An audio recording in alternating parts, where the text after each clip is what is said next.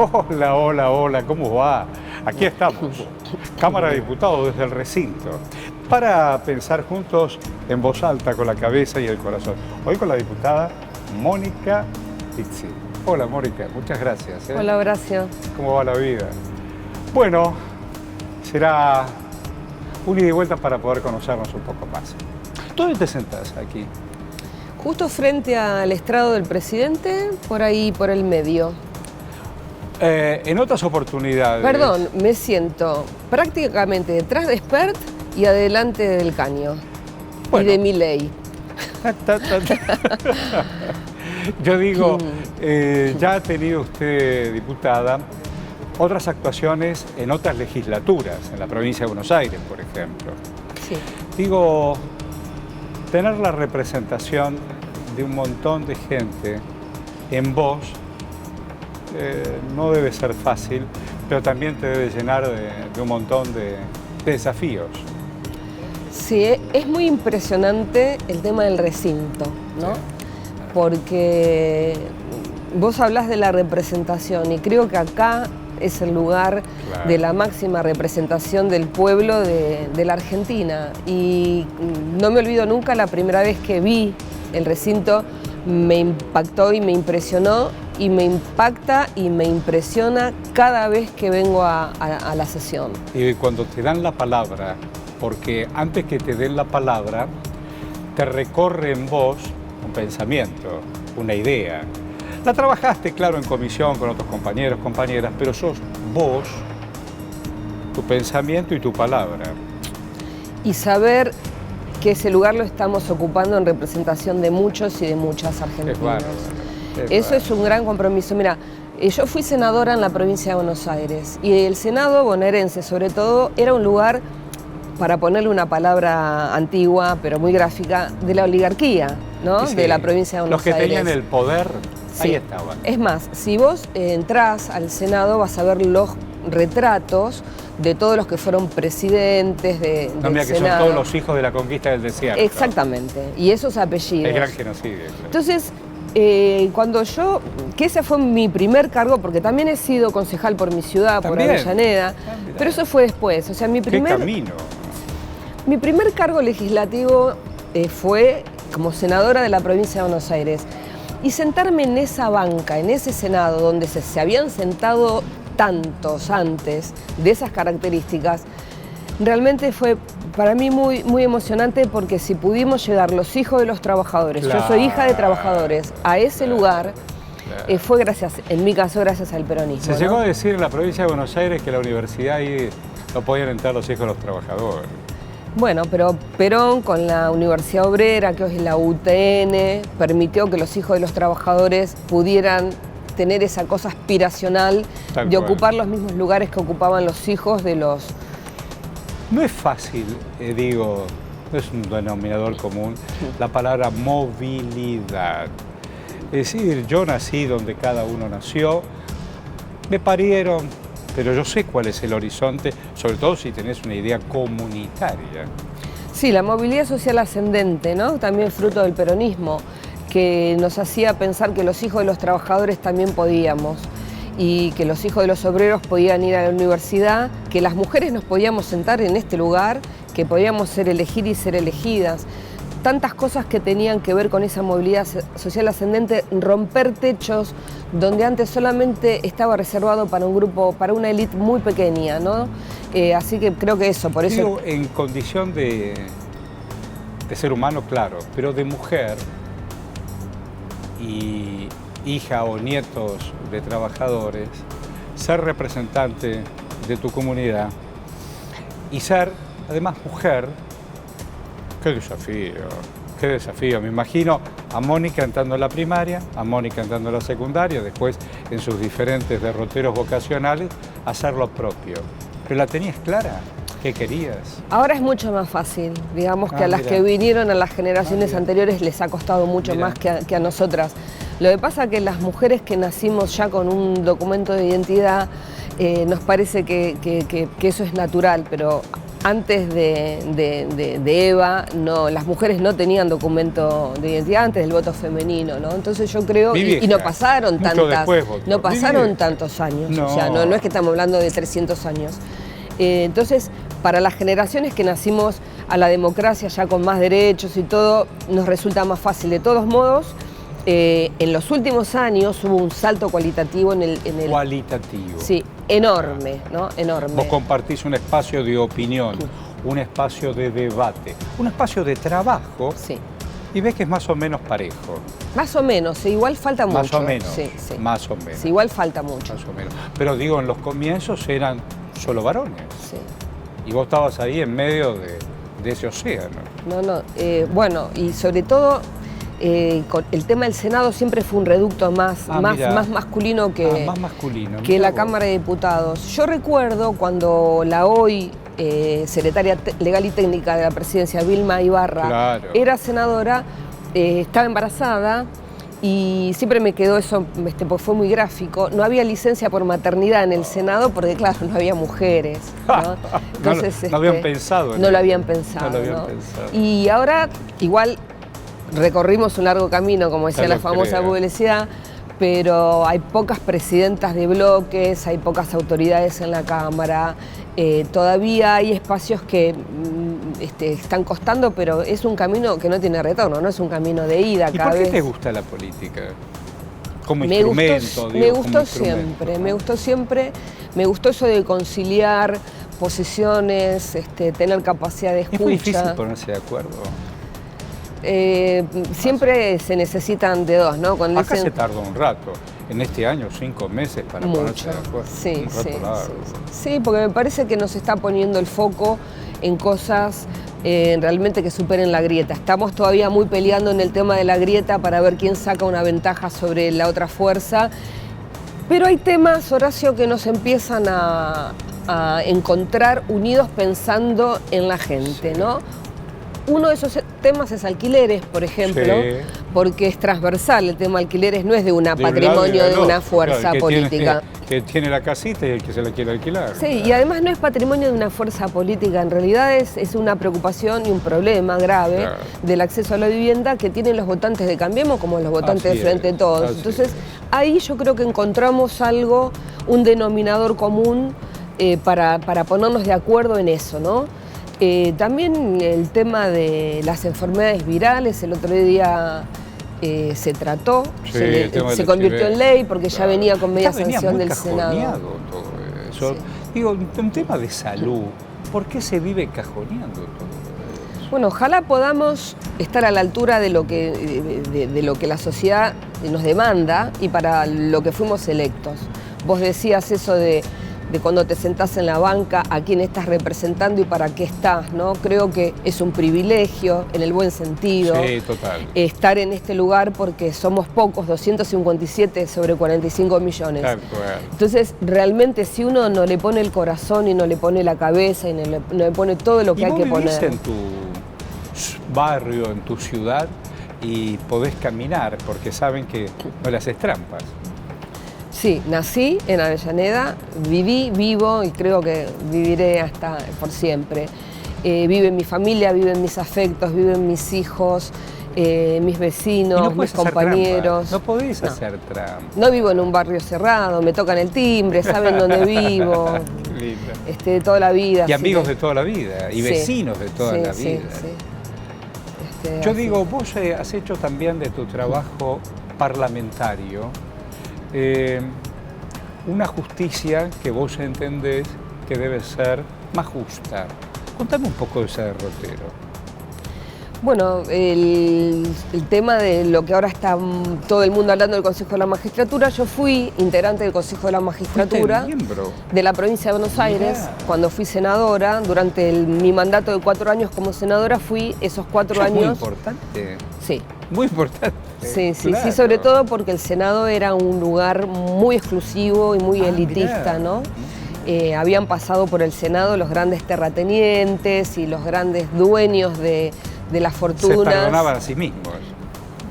Y la Corte Ay, ¿cómo fue? tenía la potestad de llevar adelante los jury, que son los juicios que se le hacen Que a eran los los jueces. magistrados. Pero la Corte no solamente que hacía los juris a sus pares, a sus magistrados, sino que también instruía todas las actuaciones previas, ¿no? Lo que se llama la Mirá, instrucción penal. sí.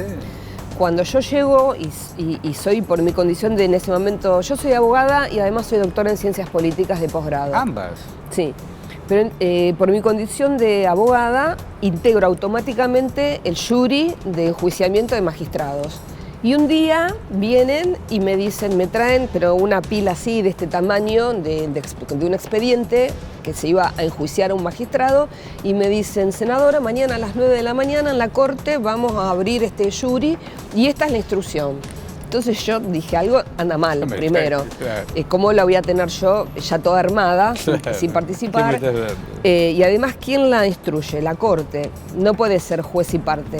Entonces, bueno, ahí trabajamos para impulsar una ley de la cual soy autora, que es la ley de juris, de Y magistrados. lleva tu nombre.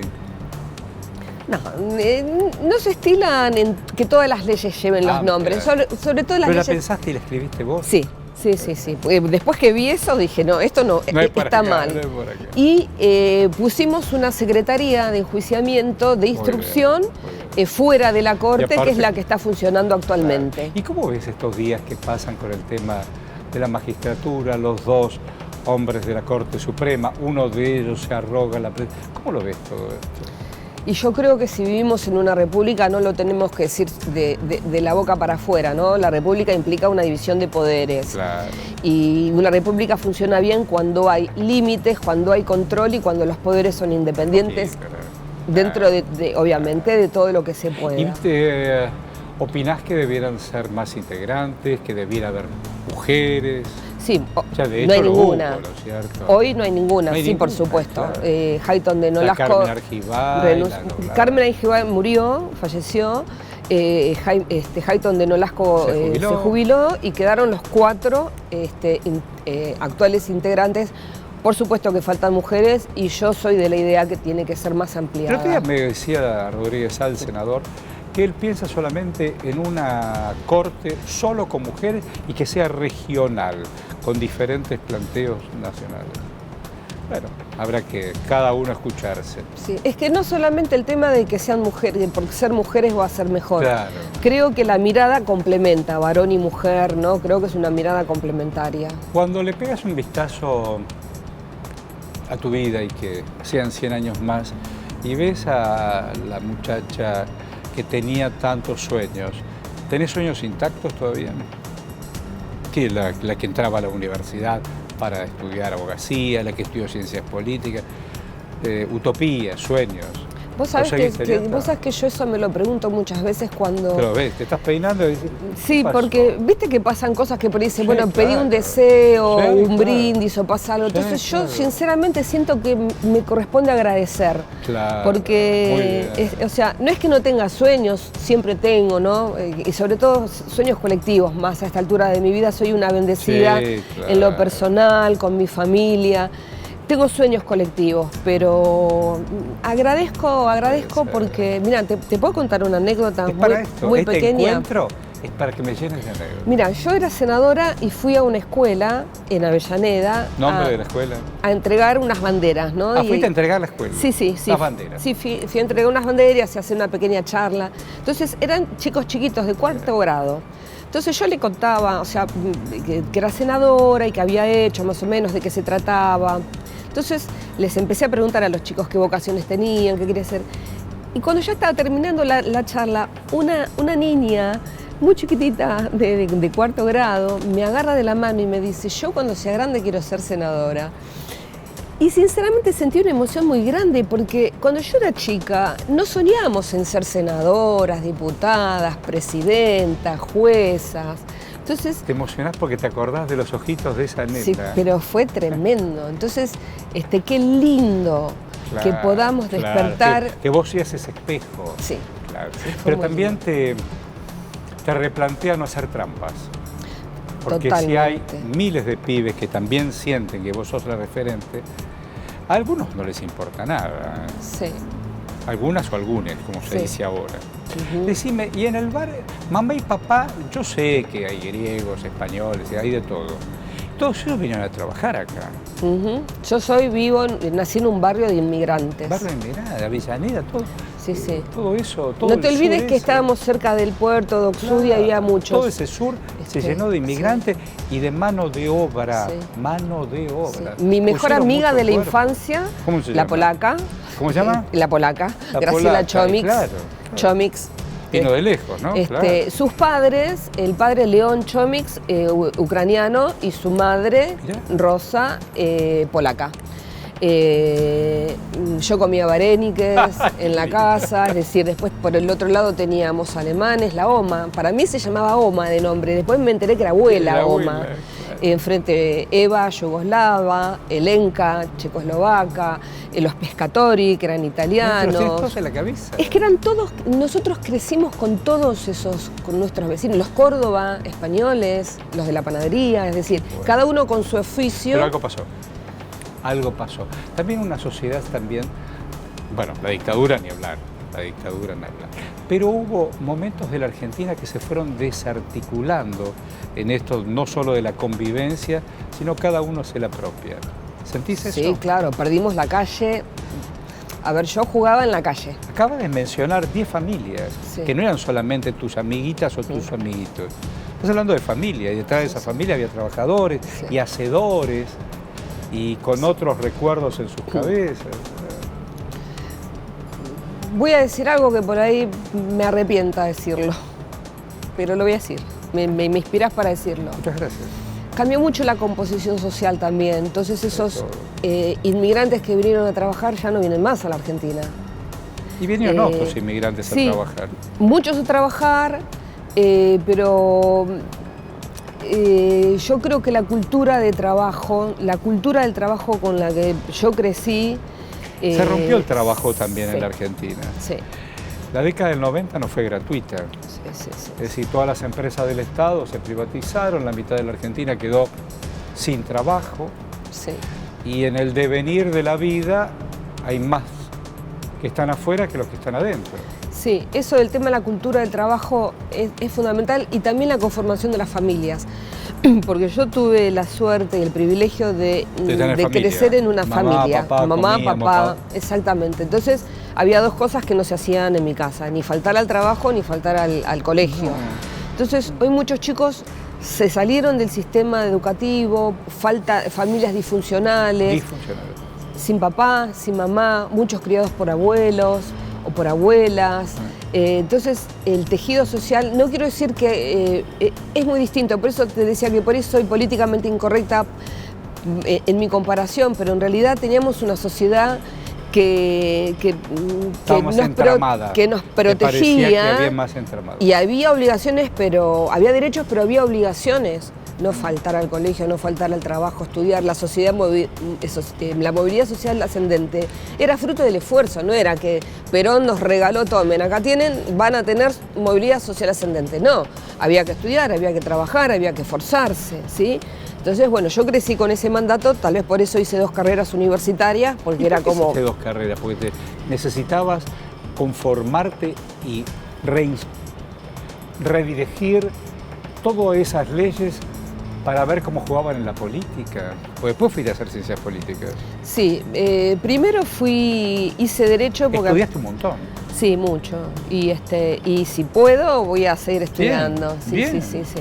Bien. Me gusta mucho, me gusta leer, me gusta abrir la cabeza. Y además me gusta el tema de, creo que pasar por el colegio, ya sea primaria, secundaria, la universidad, es una experiencia que no se la debería perder nadie. Porque es hermoso. Yo cuando volví a la universidad de grande, porque ya de posgrado, dije qué lindo, porque cuando yo estudié Derecho estudiaba, trabajaba, me quería recibir. Si bien lo disfruté mucho más el posgrado, porque ya estaba en otro momento de mi vida, y yo dije, esto de poder hablar, intercambiar, debatir, dialogar, no se lo tendría que perder nadie. Sé que es difícil, ¿Y armaste familia?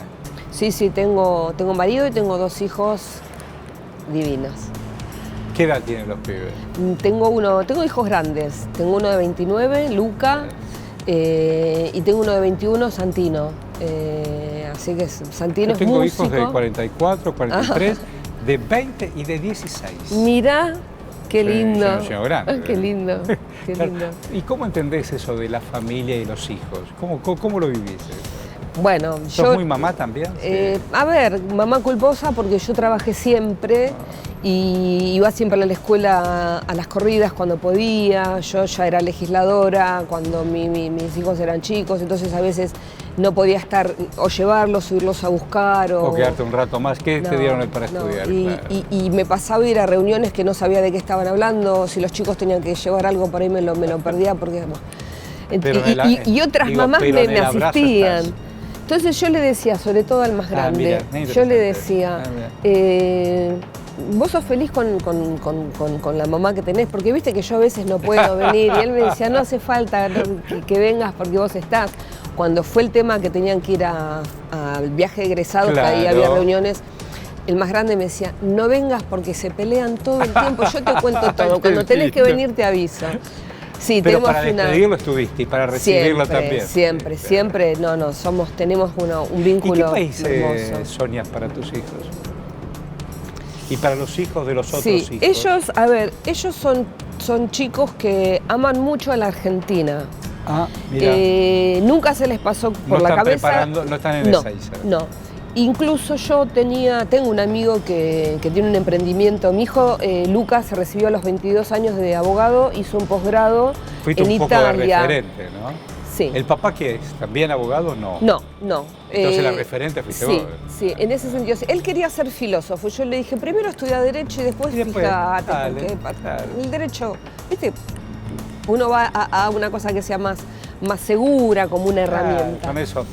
Él habla italiano, inglés, francés. ¿Todo eso? Sí, hizo un posgrado en Italia, en Derecho Internacional Privado Europeo. Mirá, dio su tesis en italiano y cum laude, ¿no? Con honores. ¿De quién estamos hablando? ¿El nombre de Luca. Luca Bertolotto. Luca Bertolotto. Sí. Pero es un capo, Luca. Sí, bueno, aprendió a leer solo antes de los 4 años. Bueno. Su maestra en el jardín una vez me llamó. ¿Antes de los 4 años? Sí.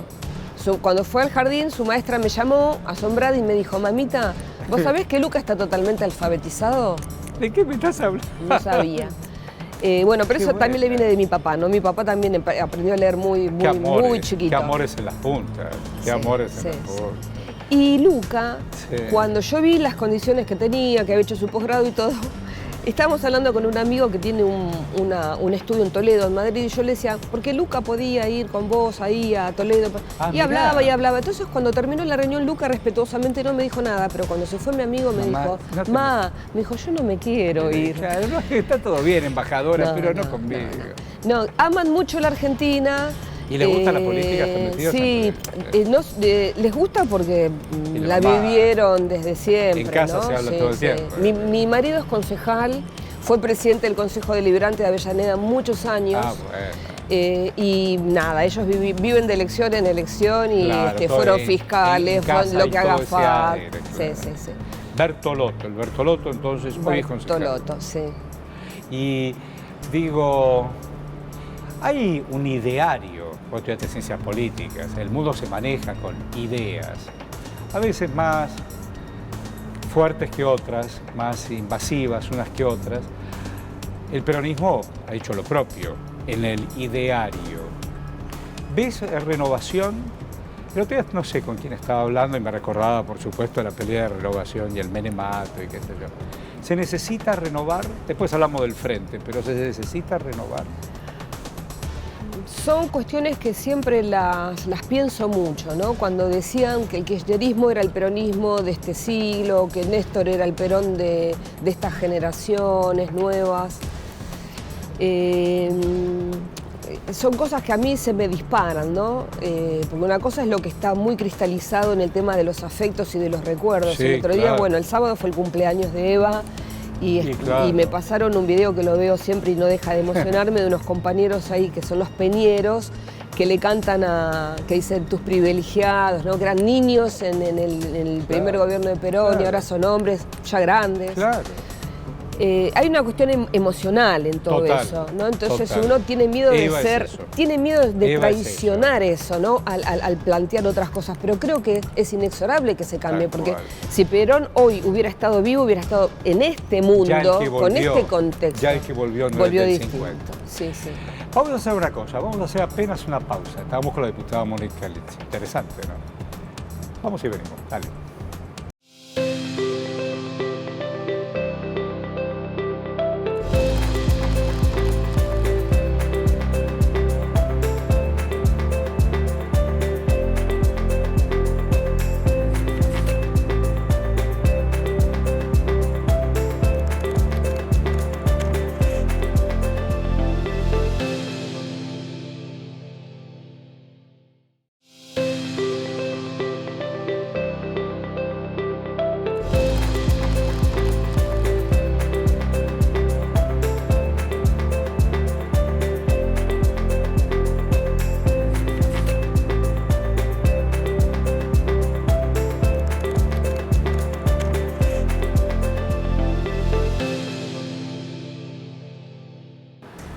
Bueno, aquí estamos desde el recinto, Cámara de Diputados. Vos nos seguís día a día y semana por semana. Hoy estamos con la diputada Mónica Litsi, haciendo un derrotero de la política de la vida misma, de la vida misma. Y la política que ordena, la política también te ordena, la república te ordena. Por eso uno se pelea tanto por estos tajos que ha tenido la Argentina, bueno, el mundo ni hablar, pero con golpes y esas cosas. Y vivimos en democracia, y uno celebra la democracia. ¿Cuándo entras en democracia a pensar en democracia? Vos sos una muchacha relativamente joven, pero la democracia se crió con vos. Bueno, primero que tuvimos que aprender, ¿no?, el tema de la democracia, porque si bien hubieron cortitos periodos democráticos, Tal cual. o sea, no nos olvidemos que hubo una cadena de interrupciones en el medio que nos impidió vivir una democracia plena, y estamos recién por cumplir el Bueno. año que viene 40 años, que no es nada Tal en la cual. vida El de los 2001 países. fue... ¿De dónde estamos de pronto? Claro, ¿Dónde estamos de sí. pronto? No hay militares, Sí. pero ¿dónde estamos? Sí, lo que sí es cierto que hay que se hizo carne, ¿no?, el tema en todos los sectores de la Argentina, el tema de la democracia, es un valor que ya no se discute, No se discute, ¿sí? tal cual. Pero hay otros valores que sí, que empezaron a... Vos dijiste algo que es muy cierto. Antes era el temor de los militares. Ellos en el 2001 eso no ocurría, pero el tema del estallido y las instituciones y qué pasa, porque el continente que tenemos son las instituciones, es el gobierno, es el Congreso, Sí, claro. eran los partidos políticos y claro. escuchamos va a estallar todo por el aire. Y si estallaba, ¿qué pasaba? Que se vayan todos. Y si se iban todos, ¿qué pasaba? ¿Y después quién llena todo esto? ¿Cómo lo empezamos de nuevo? ¿Cómo lo rearmamos? Bueno, utilizaste la palabra estallido. También el estallido social. Era impensado que millones de personas iban a quedar en banda, y cómo atenderlas, cómo atajarlas, cómo asistirlas, cómo socorrerlas. Y en el devenir pasó mucho tiempo, ya casi 20 años, ¿no? Sí, y ahí hubo una... Me gustaría reivindicar el rol también desde la política y desde un puñado de dirigentes que se pusieron el país al hombro, ¿no? Sí. Porque a veces no los nombramos porque es vergonzante, o vaya a saber por qué, o porque es políticamente incorrecto, pero yo creo que Duhalde, con el grupo de bonaerenses que llegó al gobierno, y que después se fueron sumando desde otros espacios también, hicieron una cosa que realmente fue una epopeya, porque veníamos de la noche. de la noche. Y yo creo que ahí surgieron cosas, se volvieron a sentar las bases, se generó la confianza. ¿Qué libro es Las Bases? Sí. Las Bases es un libro de Alberti, digo, para Sí, aquellos sí, sí. que no... Las bases la y doctora puntos, lo sabe, y puntos pero de partida para la organización nacional. es impresionante. Sí. Que una persona piense, es decir, yo te digo más o menos, después traigo la pelota, pero vayan poniendo el arco acá, este arco acá. Claro, sí. Bueno, planificar, pensar, ¿no? O sea, y no ir corriendo detrás de lo urgente, sino pensar. Eso es cuando más habla de hablar de políticas de Estado y discutir acá, en esta casa, que es la casa de la democracia. Las políticas de Estado es un poco eso. ¿Qué vamos a hacer con la economía? ¿Qué vamos a hacer con la industria? ¿Qué vamos a hacer con este modelo? Bueno, Massa hace muy pocas semanas hablaba no como un pacto de la Moncloa, pero sí eso de algunas columnas para volver a arrancar de nuevo, para poner de acuerdo, más allá de la electromovilidad, de esto, de lo otro. Pongámonos de acuerdo. ¿Cómo hacemos? Mirá qué linda cortina. Sí, pero acá primero necesitamos columna. Mirá que si no tenemos la columna, todo esto se viene abajo. ¿Qué vamos a hacer con la educación? ¿Le vamos a seguir haciendo estudiar a los chicos cosas que no les sirven?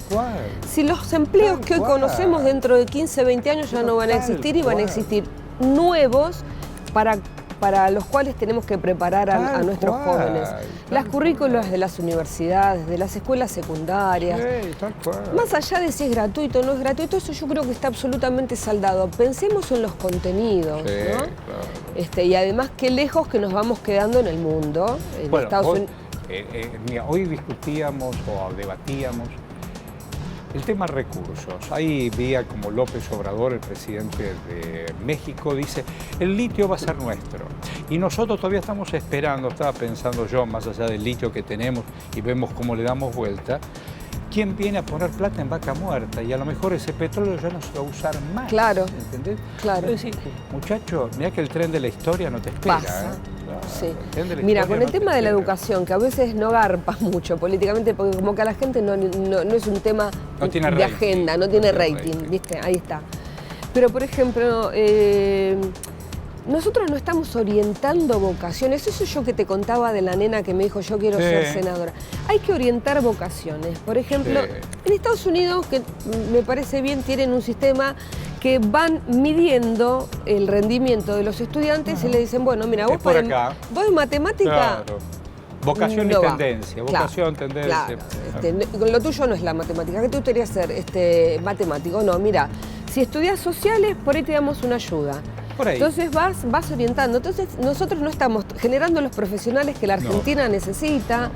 Tenemos un montón de carreras que son más fáciles para seguir, entonces hay más salida por ahí, zafamos y me voy con el título. Y tenemos por ahí menos en ciencias duras o en otras investigadores más de innovación. ¿Vos siempre tuviste mirada social? Sí. Sí. Siempre. Estoy convencida. Sí. Siempre. Sí. No quería ser bioquímica, me interesaba la sociedad. Sí, porque además me gustaba escuchar mucho. Entonces, ahora estoy hablando mucho, ¿no? Pero realmente me gusta más estar... Me gusta más estar de ese lado. ¿Y papá qué hacía? ¿Tu papá? Mi papá es hijo de mi abuelo griego. Sí, siempre los papás son hijos de los abuelos. Y mi abuelo griego, Yanis, vino... No, mira que tiene una golosinería. No, ojalá. Zapatero. No, me hubiera encantado, ¿no? Porque hay una familia, bueno, muy grande, Gorgalos.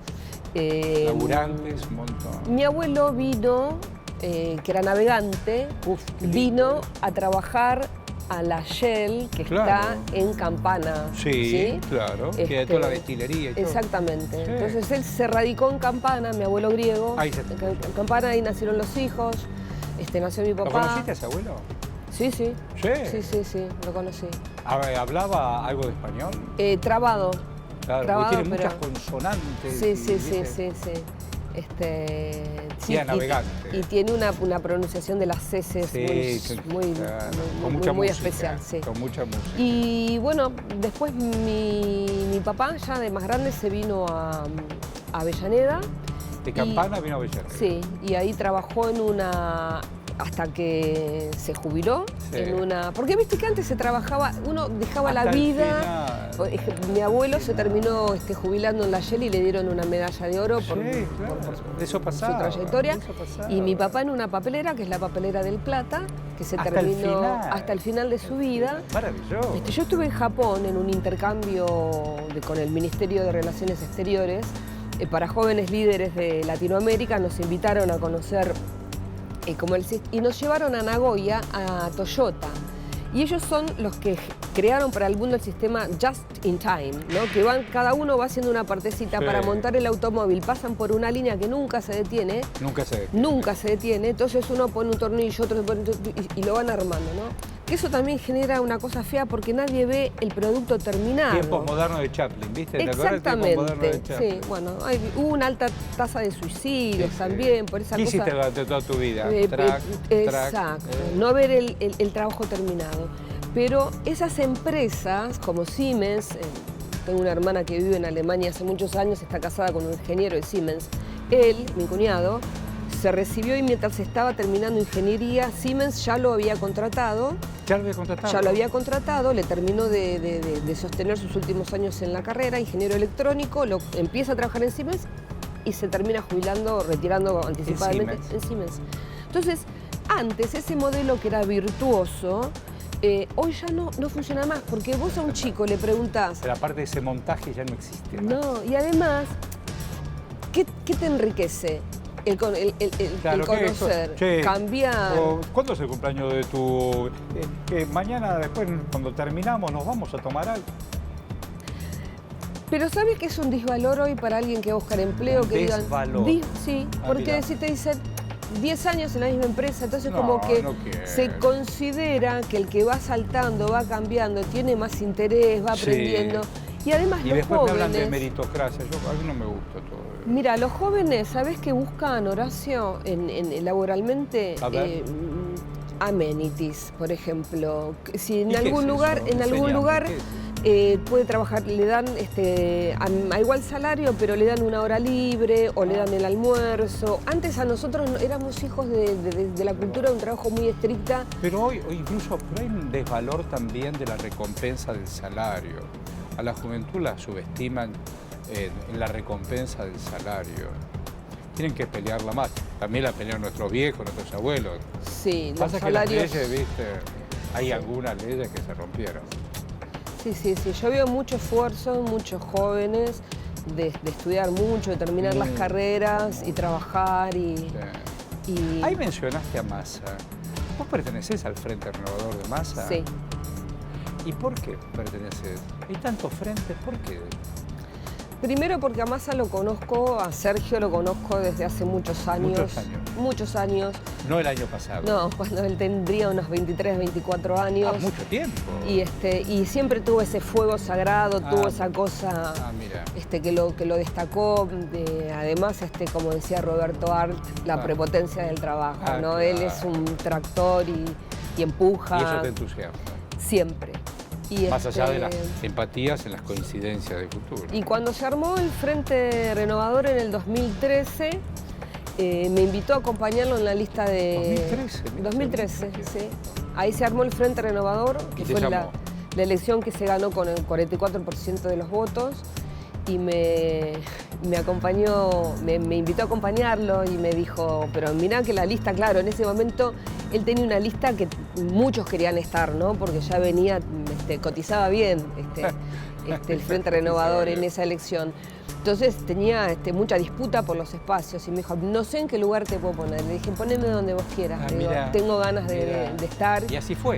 Pero pasó un montón de tiempo y todavía sí tienen esa empatía partidaria. Sí. Piensan o imaginan más o menos el mismo país. Sí, mira, hablando del tema del peronismo, Massa es hijo de inmigrantes, ¿no? Sí, claro. Papá y mamá de él son italianos, sí. Mirá, son italianos, sí. El padre es de Sicilia, la madre es de Trieste. Entonces, tal vez, lo digo porque por ahí es una cuestión que a veces le han criticado. Cuando uno nace en una familia peronista como la mía, y viva Perón, viva Perón, viva Perón, viva Evita, qué sé yo. Y cuando no lo tenés en el lugar de entrada, porque sus padres eran italianos, por ahí él no lo dice con tanta facilidad como me pueden salir a mí, pero que realmente... No es lo mismo que convicción. No, porque él, en su pensamiento, él es peronista realmente, tiene un concepto de lo que es el peronismo, porque el peronismo no es pobrismo. El peronismo es el aspiracional a la clase media. La gran clase media que tiene la Argentina es producto del peronismo, la movilidad social ascendente, el poder ir a la universidad. Tal cual. Y siempre desde el Frente Renovador se pensaron políticas para esa clase media, para regular para arriba, para poder ir a la universidad, para poder tener su casa. Entonces, a veces lo criticaron por esas cosas a Massa y yo lo reivindico precisamente por esas cosas. Decime, soñar la Argentina que da ese marco, la Argentina que algún día arranque. A veces arranca, no arranca, arranca, no arranca, y hace pequeños tramos, ¿no lo sentís así? Sí, claro. Vamos y volvemos, vamos y volvemos. Vamos al Plata, pero nos paramos en Chapadmalal, tomamos un cafecito, pero volvemos a Avellaneda, no, si estamos para allá. Bueno, vamos a ponerle onda. Y si no empezamos todo de vuelta. Todo de vuelta. Sí. Y lugares recurrentes y tajos recurrentes, que la inflación, que la desocupación, que las peleas entre conductores. Y sabes que creo que nos falta también, Horacio, trabajar un poco en el tema de los valores sociales, porque mi hermana, que hace muchos años que vive en Alemania. ¿Cómo la vives? Y que yo tengo y lo vivo muy de cerca porque más o menos conozco cómo se maneja la sociedad alemana. Ellos tienen algo que nosotros no tenemos y que ojalá podamos aprender, ¿no? Eso.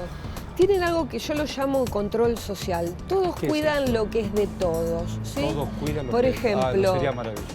Mi hermana tiene una hija, que es mi ahijada, y ella vino a pasar un tiempo conmigo en un momento que yo... te cuento esta anécdota porque me parece que es muy importante. Vamos a donde está la corte, el edificio de tribunales, abajo en la planta baja, cajeros automáticos. Le digo, Steffi, vení que te voy a mostrar... Yo toda orgullosa, qué lindo edificio, acá está la corte, y de paso vamos al cajero. Claro. Vamos al cajero y pasa alguien fumando. Y ella me dice, asombrada, me dijo, ¿se puede fumar acá adentro? Y yo le dije, no. Y ella me dijo, ¿y vos no le decís nada? Entonces yo dije, ¿llego a decir algo? Me putean, me hacen pasar un mal momento, me dicen, ¿a vos que te metés, qué te importa? Entonces yo cuando veo que alguien arroja una botella por la ventana del auto o del colectivo, o que tiran cosas, o la basura, o los vecinos, todo, me da ganas como que decir, mira, no hagamos esto porque nos perjudicamos, pero te arriesgás a pasar un mal momento, a vivir una situación de violencia. En cambio en Alemania, si vos estás haciendo algo malo, te dicen, perdón señora, se le cayó ese papel. Alemania no lo necesita, es tuyo. Sí, totalmente. Mi hermana con la bicicleta, cuántas veces me dije por ahí, le hicieron bajar los mismos vecinos porque se le había roto el foquito de la luz y no se puede andar con la bicicleta así por ir de día. Entonces, si nosotros aprendiéramos... Bueno, en eso nos desarmamos. Si aprendiéramos un poquito más del tema que salía a barrer la vereda, le barría también a los vecinos. No importa, seguimos charlando. Viste que llueve y que se inunde y lo culpan al intendente o a la intendenta y por ahí tiramos la basura nosotros en los desagües. A ver, yo creo que si nosotros nos cuidáramos un poco más, no le estaríamos todo el tiempo pidiendo al Estado cosas que pudiéramos hacer nosotros como sociedad. En cambio le pedimos todo. Es importante lo que dijiste, como si nosotros hiciéramos como sociedad algunas cosas que nos corresponden, no se lo pido, no le voy a pedir al intendente que me destape porque... Destapame y después tirate la botella. Sí, entonces, y también me parece que tenemos que trabajar mucho con las nuevas generaciones en el tema del cuidado del ambiente. Que eso es una... ¿Estás integrando también la Comisión de Medio Ambiente? Sí, la verdad que la pedí especialmente. Yo dejé en manos un poco del presidente de la Cámara, porque como somos del mismo espacio, le dejé un poco las manos liberadas para que él dispusiera y me sumara donde pudiera, porque estamos con mucha paridad. Donde hace falta. Y se hizo complicado el tema de armar las comisiones. Pero ambiente la pedí realmente. Creo que es el tema. Más allá de lo primordial y esencial. Creo que es el tema. Creo que hay mucho. Que es el tema para la Argentina también, porque recursos naturales y ambiente creo que yo vi en estos últimos tiempos que el río Paraná ya no estaba. Tremendo. Cuando vi todos los incendios en Corrientes, que muchachos, el hombre tiene algo que ver acá. Cuando vos ves los manchones sin árboles en el corazón del Brasil. Nos habían enseñado de chiquitito que el árbol, la nube, el agua, y si no llueve, hermano, es muy difícil. Tal cual. Y los fuegos, no, porque quiero hacer un campo, además de poner soja, quiero poner un barrio. No, espera. Totalmente. Y me quemaste todo los yaguareté que había porque no es así. Y vos hablaste del litio y de México. Claro. Entonces yo digo, la minería no es ni buena ni mala en sí misma, pero no debe ser extractiva y debe generar desarrollo para la región donde esté. Y eso no ocurre porque siempre tuvimos una minería extractiva que se llevaba la riqueza y que no dejaban nada en las regiones. Para lavar esos materiales envenenaron los ríos. Totalmente. Por ejemplo, el tema de Famatina, hace poquito estuve en La Rioja. Claro. La Rioja es la provincia más seca, la que tiene menos agua de la Argentina. Ahí está. Y para la minería de ese tipo se necesitaba agua. Entonces, así utilizaron todo. Claro. Pero por ahí podemos explorar. Un diputado que estaba en Famatina me dice, el río está, pero no podemos explotar la montaña. Y hermano, ¿cómo vas a explotar la montaña si después el único río que te pasa por tu casa lo vas a contaminar? De ese agua tenés que tomar. Totalmente, totalmente. Entonces yo creo que es un gran tema. Sí, creo que es el tema del desarrollo del mundo, ¿no? Bueno, vos estás en contacto con Alemania, con tu hermana.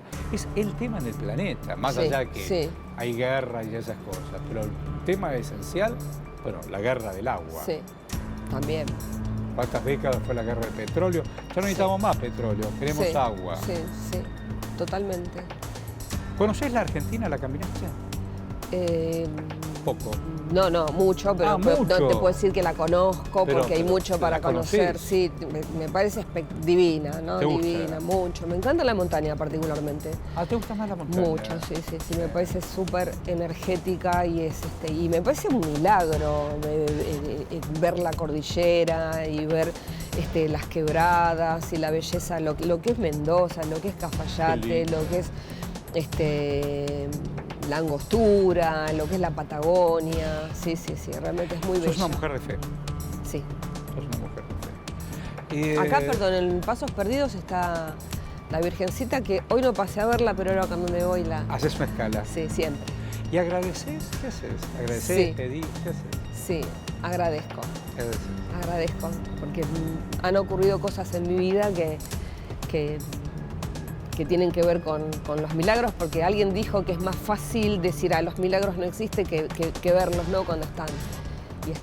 Y tuve un milagro en mi vida que tiene que ver con la Virgen de Luján. Yo perdí a mi hermana hace 4 años, que era mi mitad, que era mi vida y que crecimos juntas y se enfermó de cáncer y estaba grave. Y la verdad que necesitaba un milagro y yo se lo pedí. La puse en manos de la Virgen y le dije, o un milagro para que se cure o que se vaya sin sufrir, y se fue durmiendo. Así que mirá si no recibí un milagro, ¿no? La profundidad de la luz espiritual, la profundidad, porque es igual que estudiar o no estudiar. Si a vos te transita la luz espiritual, es imposible contarlo. Pero vos sabés, ¿viste? Cuando hay seres que tienen luz y otros que tienen noche. Hay seres que tienen noche, ¿no? En la vida cotidiana. Y otros seres que tienen luz. No importa lo que hagan o lo dejen de hacer. Y ves en los ojos de sus actitudes con el otro, con las otras. Sí. Bueno, es algo que se tiene o no se tiene, y el que no lo tiene, o sea, yo lo veo como un don, ¿no? Decir, poder sentir la espiritualidad. Claro. Porque conozco gente que quiere y no puede, porque su cabeza no le permite... Claro. Pasa que la cabeza ahí no juega. Exactamente. Ahí la cabeza no juega. Exactamente. Juegan otras cosas. Y eso nos educa. Es cierto que hay amores que te han cuidado desde siempre. Además, si fuiste criado con amor o en la vida te transitaron amor, es amor. Sí. Es amor. Hablas del planeta. No, porque quiero ocuparme del medio ambiente. Sí, pero no es que me quiero ocupar del medio ambiente. Yo toco una hoja y sé que esa hoja, toco el árbol, sombrita, veo un animalito y no es solo un animalito. También el tema del respeto por los animales, ¿no? Por el respeto por la vida y como seres que sienten, Sí, ¿no? seres vivos, ¿de qué estamos hablando? Exactamente, ¿qué sienten? Yo creo que hay que replantearse el tema de cómo, de la crianza de los animales para la alimentación, que es muy cruel. Mira. ¿no? Que mira, es muy por cruel. por Sí, otro sí, lado. sí, sí, sí. ¿También has cambiado tu alimentación a partir de eso? ¿no? Sí, en gran parte sí. Ah, y mira. en otra no, porque también es difícil, ¿no? Toda una reeducación. Sí, es difícil. Incluso también nuestro propio organismo tendría que Sí. reeducar. Sí, ¿Tenés mascota? sí, tengo dos. ¿Qué dos, tenés? dos perritas divinas, madre e hija, Ah, mirá. Lola y Tota. ¿Lola y Tota? Sí, Lola. Lola se llama una de mis perras, una labradora. Bueno, labradoras. Sí, Divinas, sí, sí. Bueno, divinas. ¿qué te voy a contar lo que son? Amigas incondicionales. No. Una ya es una señora grande, tiene Sí. como 10, 11 años. Sí, bueno, estamos más o menos igual con Pero mis edades. incondicionales. Sí, sí. En esto de mirar, ese ser vivo que te dice, hola, ¿qué haces? Sí, ¿Cómo te sí, va? sí, sí. Bueno, yo primero tuvimos a Lola y después quisimos quedarnos con un cachorrito y nacieron, y hemos repartido en la familia, ¿Ah, sí? los hermanos, nos quedamos con Y Tota están todas las labradoras. y hemos repartido, sí, sí, sí. Decime, para aquellos que no conocen Avellaneda y nos están viendo en todo el país, ¿cómo es Avellaneda? ¿Cómo fue la Avellaneda donde te criaste? La Avellaneda en la que yo me crié, en la que crecí, era una Avellaneda más de muy de corte de trabajadores, de una clase Gente que iba a trabajar y laburante. gente que volvía de trabajar. Exactamente, de que veías pasar a los que se iban, Claro. los que volvían a la tarde con el bolsito, con el pelo mojado, que venían de las obras. Maravilla, una maravilla. Un perfil muy industrial y muy comercial. Después, bueno, pasó todo lo que pasó. Lo que eran las avenidas, Sí. las calles. Y- Porque toda esa gente que trabajaba después compraba cosas. Exactamente. Bueno, yo nací en Wilde, y actualmente, que es una localidad de Avellaneda, y actualmente vivo desde que me casé en Piñeiro, que ahí es donde estaba la Siam, Claro. Cristalux, Uf. y que Estamos hablando de decían, grandes fábricas. nos contaban los que tenían un bar o un pequeño restaurante, que a la mañana hacían, qué sé yo, Pero, 2000 desayunos, Claro, por a la ejemplo, mañana hacías el que café con pasaban. leche, pan con manteca, y después a la tarde alguna bebida, algún vaso de vino para acompañar al amigo.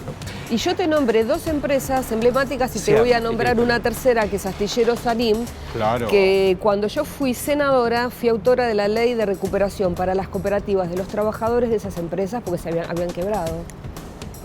Entonces, ¿Cómo no ibas a trabajar para la recuperación de un astillero si tuviste un abuelo marinero? Tal cual, tal cual. Fue bárbaro haberte conocido. ¿eh? Bueno, muchas gracias. Fue lindo haber Horacio. charlado con Un vos. gusto, se me pasó volando.